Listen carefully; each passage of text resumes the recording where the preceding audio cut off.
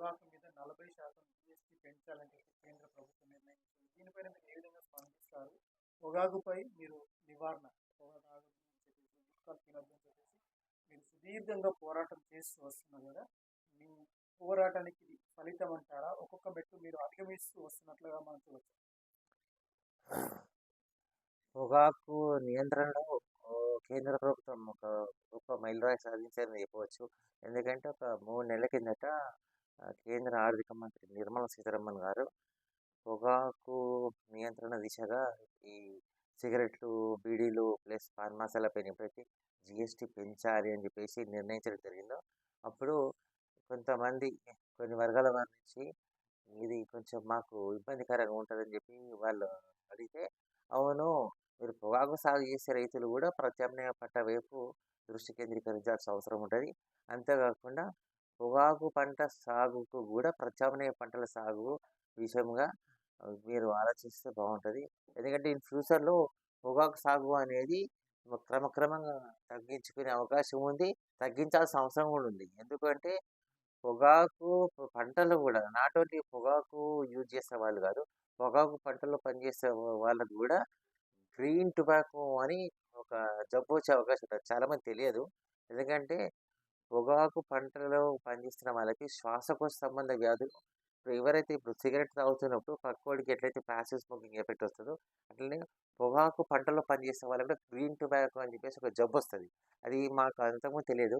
అయితే ఎప్పుడైతే basic course on tobacco control నేను చదువుకున్నానో, ఆ టైంలో కేవలం సిగరెట్లు, బీడీలు, గుట్కాలు తినే వాళ్ళకి మాత్రమే కాకుండా, ఆల్రెడీ పంట సాగులో ఉన్నప్పుడే పొగాకు చెట్ల మధ్యలో తిరుగుతున్నప్పుడు గూడా, ఆ పొగాకు ఆకుల్లో నుంచి గాని, పొగాకు పంటల నుంచి వచ్చే స్మెల్ వల్ల ఒక different type of lungs effect అవుతాయి అని చెప్పేసి కూడా తెలుసుకోవడం జరిగింది. ఈ కారణంగానే ఇదంటే ఇప్పుడు ఫిబ్రవరి 1 నుంచి సిగరెట్లు, బీడీలు, గుట్కాల మీద జీఎస్టీ పెంచడం ద్వారా ఒక్కొక్క సిగరెట్ 70 పైన రూ. 70 పైన ధర పెరిగే అవకాశం ఉంది.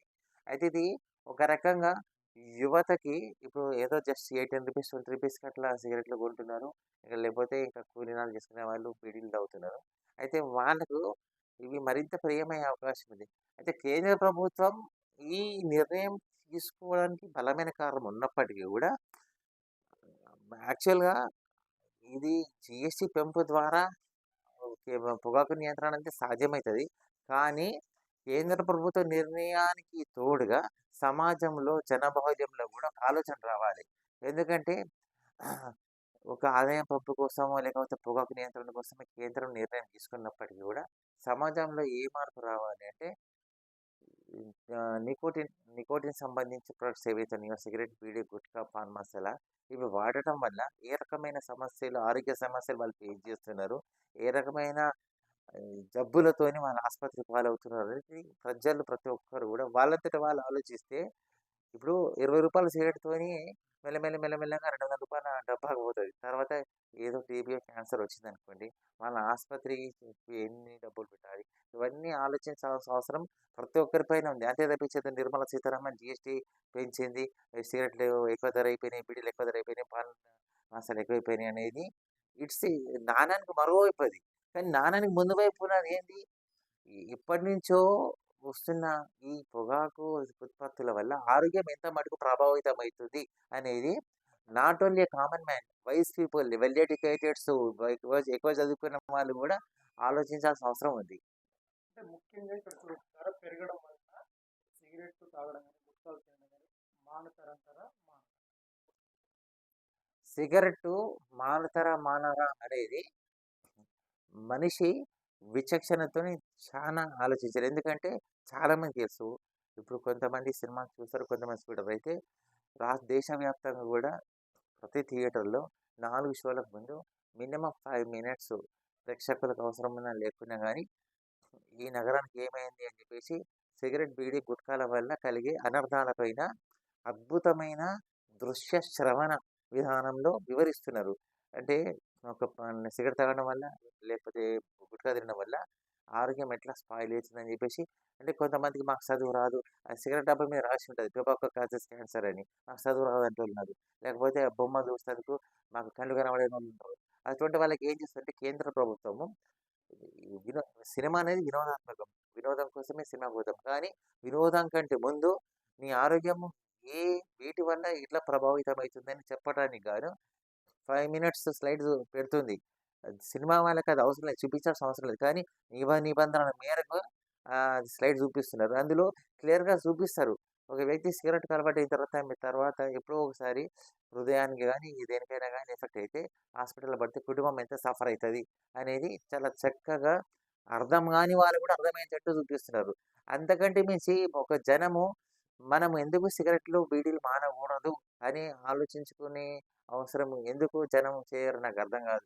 ఎందుకంటే ఆరోగ్యమే మహాభాగ్యం అన్నారు. అట్లాంటప్పుడు మనం చేజేతులా మన జేబులోకేంచి ఒక రూ. 20 పెట్టి, రూ. 100 పెట్టి పాన్ డబ్బాకి పోయి సిగరెట్ కొనుక్కొని, బీడీ కొనుక్కొని, గుట్కా కొనుక్కొని తాగి మన ఆరోగ్యం మనం నాశనం చేసుకునే బదులు అవే రూ. 20 పెట్టి, అవే రూ. 100 పెట్టి ఫ్రూట్స్ కొనుక్కోవచ్చు. ఇంకేమైనా కొనుక్కోవచ్చు కదా!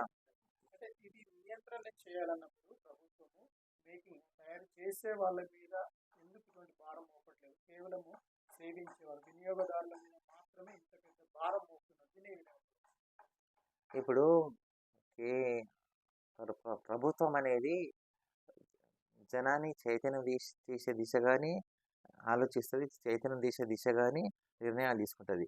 అయితే ఫ్యాక్టరీస్ మీద యాక్షన్ అనేది ప్రభుత్వాలు 5 ఏళ్లకోసారో, 10 ఏళ్లకోసారో మారుతూ ఉంటాయి. కానీ ప్రభుత్వాలు ఎప్పుడు గాని ఉత్పాదక రంగం మీద ఉక్కుపాదం మోపలేవు. ఎందుకంటే పారిశ్రామిక విధానం అది. ఇండస్ట్రియల్ పాలిసీ ప్రకారం no ruler can go rough rule rash on any industrial policy. కాకపోతే ఏంటంటే వినియోగం తగ్గితే ఉత్పాదకత మీద ప్రభావం పడుతది. సో, జనంలో గనక చైతన్యవంతం అంటే ఇప్పుడు చిన్న ఎగ్జాంపుల్ మనం పొద్దున్న లేస్తే ఇంగ్లీష్ పేపర్ చదవాలనా, తెలుగు పేపర్ చదవాలనా అనేది మనం ఎట్లా డిసైడ్ చేసుకుంటామో, అట్లనే ప్రజలు పొద్దున్న లేస్తే ఏ రకంగా మనము మన లైఫ్స్ ఎఫెక్ట్ అవుతున్నాయి అనేది ఆలోచించి యూసేజ్ తక్కువ చేసుకుంటే అది ఆటోమేటిక్‌గా ప్రొడక్షన్ మీద తగ్గుతది. ఎప్పుడైతే వినియోగదారుడు ఇవి వాడట్లేదు అని పరిశ్రమలకు తెలుస్తాయో వాటి ఉత్పాదకత కూడా తగ్గించేస్తాయి. తదనుగుణంగా ప్రధానమంత్రో ఇంకెవరో చేసి మీరు తగ్గించండి, ప్రొడక్షన్ తగ్గించండి చెప్పడం అవసరం లేదు. ఆటోమేటిక్‌గా అర్థమైపోతది. ఎందుకు తగ్గింది? ఈ సమాజంలో ఒక మార్పొచ్చింది కాబట్టి మనం ప్రొడక్షన్ మీద కూడా కంట్రోల్ పెట్టుకోవాలి అనేది.